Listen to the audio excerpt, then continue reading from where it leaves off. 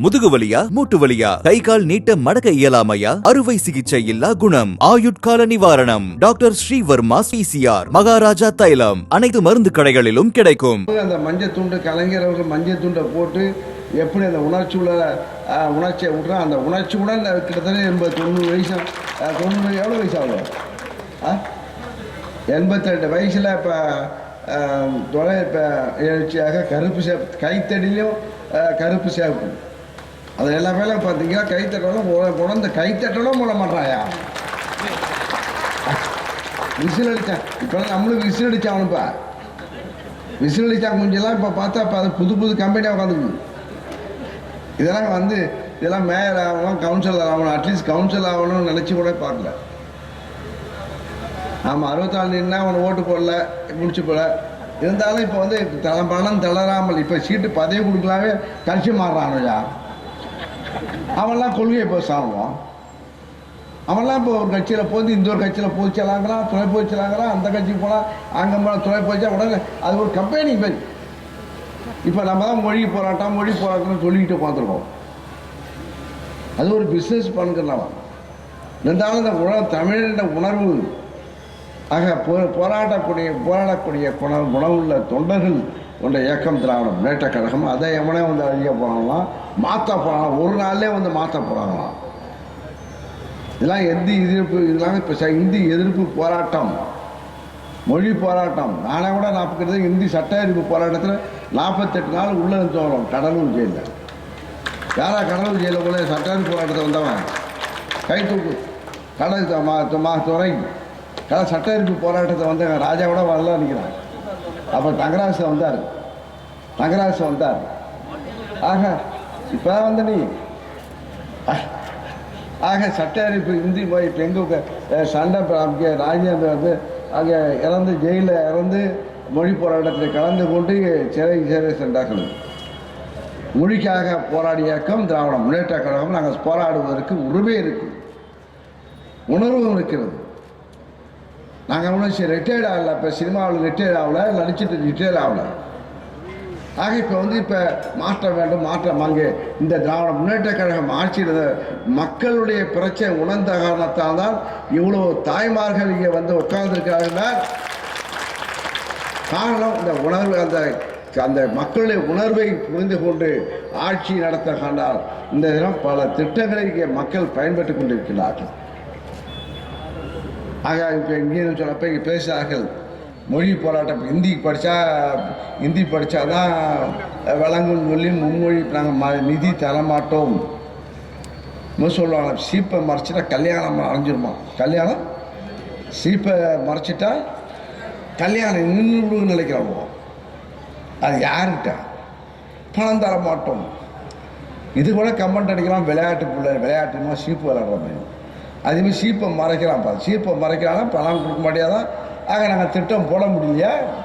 நம்மளை பார்த்து தான் இப்போ காப்பி அடிக்கின்றான் மற்ற மாநிலத்தை. இப்போ மாதிரி இப்போ தானாக இப்போ டெல்லியில் பிஜேபி தான் இப்போ 2000 ரூபா பணம் தரலாம்.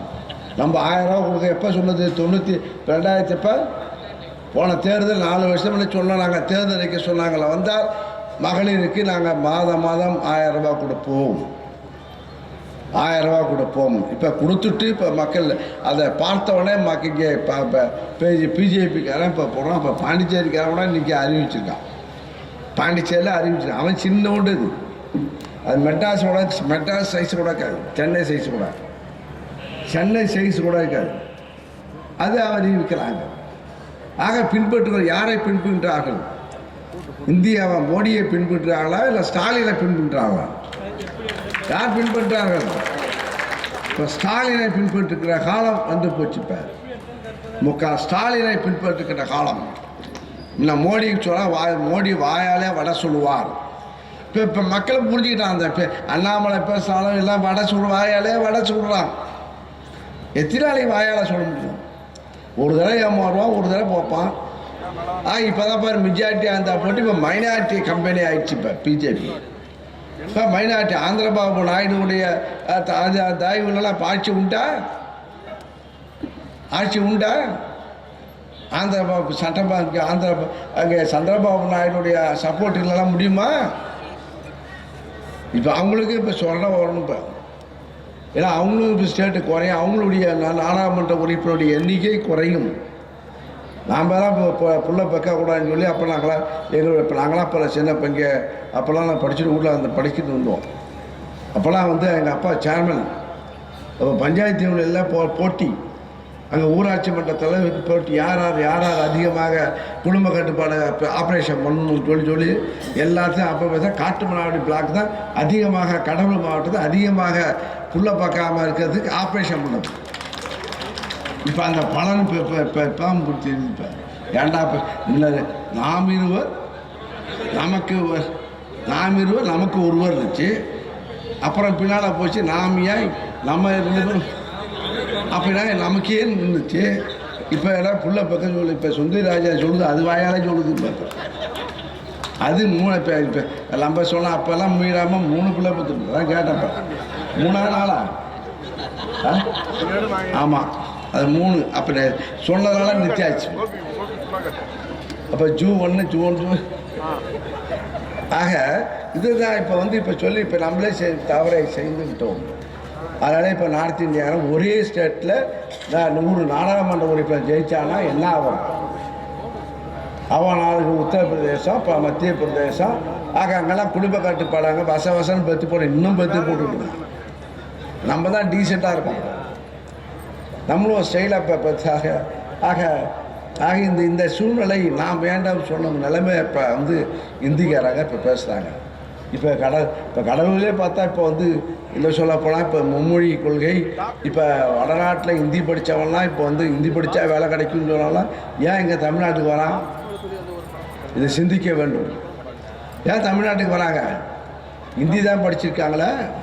ஆனால் இங்கே ஆங்கிலம் படித்த இருமொழி கொள்கையை கடைபிடித்த தமிழ்நாட்டுக்கார இப்போ யாரும் ஆந்திர சொன்னாப்புல தான் இங்கே வெளிநாட்டிலே வேலை செய்கின்றார்கள், தமிழ்நாட்டிலே வேலை செய்கிறார்கள், அதிக சம்பளம் வாங்குகிறார்கள் என்று சந்திரபாபு நாயுடே சந்திரபாபு தான் பேசுகிறார். சந்திரபாபு நாயுடு பேசுகிறார். அந்த இங்கே தமிழ்நாட்டில் தமிழ் இருமொழி கொள்கை கடைபிடித்ததுனாலே இங்கே அவர் ஆங்கிலத்தை பயின்றதுனால இப்போ இந்த அமெரிக்காவிலே அதிகமான நம்ம இளைஞர்கள், அதிகமான தமிழர்கள் அங்கே அதிகமான சம்பளத்தை வேலை செய்கிறார்கள். காரணம் இருமொழி கொள்கை. அங்கே வழக்கண்டா ஹிந்தி மட்டும் இதெல்லாம் வேறு ஒன்றும் தெரியாது. டெல்லியில் முக்கால்வாசி மந்திரிக்கு ஹிந்தி இங்கிலீஷ் தெரியாது. ஆக இணைப்பு மொழி. ஆக அதே அந்த தொடர்பு கொள்கின்ற மொழி இங்கிலீஷ். நாங்கள் இருமொழி கொள்கையை நாங்கள் ஸ்ட்ராங்காக இருக்கின்ற காரணத்தாலே நம்முடைய நாட்டு மக்கள், இளைஞர்கள், மாணவர்கள் இப்போ அதிகமாக வெளிநாடுகளில் சென்று அங்கே வேலை பெறுகின்ற, அதிகமான சம்பளம் பெறுகின்ற ஒரு வாய்ப்பு. அங்கெல்லாம் வீடெல்லாம் வாங்கிட்டு இருக்காங்க. கூட நம்முடைய ஒன்றிய செயலாளர் சுப்பிரமணியம் எங்கடா இருக்காருன்னு கேட்டால் அமெரிக்காவில் இருக்காங்க, தூங்கிட்டு இருக்காங்க. இப்போ வரக்குள்ள போக முடியும். இல்லை 4:30 மணிக்கு அமெரிக்காவில் என்ன அங்கன்னா என் மகன் வீடு வாங்கியே குடி போகிறான், வீடு கட்டி அங்கேருந்து குடி போகிறான். அமெரிக்காவில் வீடு வாங்கினா எத்தனை கோடி ஆகணும்? ஆக தமிழ்நாட்டில் என்ன ஒரு பிஎஸ் ஒரு அரசடி குப்பம், கொடுக்கம்பாளையம் அரசடி குப்பம். ஆமாம், வெள்ளக்கரை அரசடி குப்பத்தில் படித்தவன், இங்கே பிறந்தவன், இன்றைக்கி அமெரிக்காவில் போய் வேலை செஞ்சு இன்றைக்கி அவன் அங்கே வீடு கட்டி குடியிருக்கான். 20 லட்சம் சம்பளம். யாரு பாரு பிஎஸ் பார்க்குறாரு, அங்கேருந்து வீடியோ பார்க்குறாரு பாரு. 20 லட்சம் சம்பளம். அவர் பிள்ளை 20 லட்சம். யாரு? பிஎஸ் பிள்ளை 13 சம்பளம். உட்கார 13 லட்சம். அவங்க பிஎஸ் அங்கே வீடு வாங்கி அங்கே குடி போகிறார். இது இருமொழி கொள்கையை படித்தால ஒரு அனுபவம். இந்தி வடநாட்டில் படித்த ஹிந்தி படித்த அவங்க போயிட்டாலும் அங்கே போய் ஹிந்தி மாலுமாங்க, மாலுமா போகணுமா? இது ஒரு மயிலும் ஆக போகுமா? ஆக இதெல்லாம் இப்போ இங்கே பார்த்தீங்கன்னா இங்கே நம்ம ஊர் சேட்டெல்லாம் இப்போ அங்கே வடநாட்டில் வடக்கா பிறந்தவங்க தானே வடநாட்டில் போய் நம்ம ஊர் சேட்டெல்லாம் இப்போ சேட்டெல்லாம் இப்போ தமிழ்நாட்டில் எவ்வளோ கொடி போடுறாங்க, சேட்டெல்லாம் எடுத்தா. ஆக இதை நாங்கள் மொழியை இப்போ சொல்ல பிரிக்கவில்லை. ஆனால் உணர்வை திணிக்கும் போது தான் நாம் எதிர்க்கின்றோம். திணிக்கும் போது தான் ஒருத்தர் நமக்கு சொல்ல எதிர்க்கின்றோம். ஆக அந்த உணர்வு இருக்க வேண்டும். நாயே பார்த்து நல்லா கூப்பிட்டா வாழாட்டும், நாக்காட்டும். கடுப்பாக பேச என்ன செய்யும்? கட்டுப்பாடு பார்த்தா என்ன செய்யும், திணிக்க போது அதை வந்து அதை நம்மளை முறைச்சி குலைக்கும். அதுக்கு எவ்வளோ சொரணம் இருக்குன்னா நமக்கு எவ்வளோ சொரணம் இருக்கும். இந்த சொரணை இருக்க வேண்டிய நேரத்தில் எல்லாரும் சொரணையுடன் போராட்ட வேண்டும்.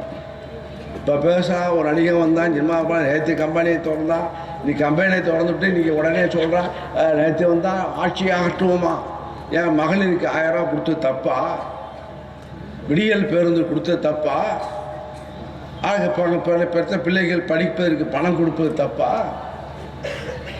இவ்வளோ வசதிகளை செய்வது தப்பா, ஜெயிலுக்கு போனியா, சினிமாவில் வேணால் சினிமாவுக்கு ஜெயிலுக்கு போகலாம், சினிமாவில் அந்த கவர் அந்த ஃப்ரேம் கவருக்குள்ளே தான் போக முடியும், வேறு ஒரு மாதிரி அந்தால போல ஒரு நடக்காது. இந்த ஃப்ரேம் அதை வச்சுட்டு அதை வச்சுக்கிட்டு இப்போ எல்லாம் அதை பார்த்துட்டு நம்ம உண்மையாக போராட்டம் மாதிரியும் அப்படியே சண்டை அடிக்க பார்க்க 100 பேரை அடிச்சு, ஆனால் அடித்தா 10 நிமிஷம் அடிக்கிறான், அடியில் ஒரு அடி போட்டாவே நம்மளால் சூண்டுவான். ஏன்னா ராஜாவை ஒரு அடி அடித்தாவே அப்போ சூண்டுப்பான். அவெல்லாம் பார்த்தா 100 பேர் அடிக்கிறான், தப்பிச்சு வந்துடுவாங்க. நம்மளை எவ்வளோ இங்கிலீஷ் பேச வந்தது, முட்டாளாக்கும் முட்டாளை நடிப்பே அதுவும் நடிச்சு தான் அது நம்மளும் சட்டை கிழிச்சிட்டு போய் படம் பார்க்கறதுனால தான் அவன் நம்மளை கிழிக்கிறான். டிக்கெட்டு கவுண்டரில் போய் இப்போ தான் ஆன்லைனில் பதிவு பண்ணுறான். அப்போல்லாம் பார்த்தா அப்போ டிக்கெட் கவுண்டரில் சட்டைலாம் கிழிஞ்சு போடும். நாளை எம்ஜிஆர் டிக்கெட் படம் பார்க்க போனால் சினிமா சேம்பன் டிக்கெட்டில் ஏறி தாவிட்டு போயிட்டுருவோம்.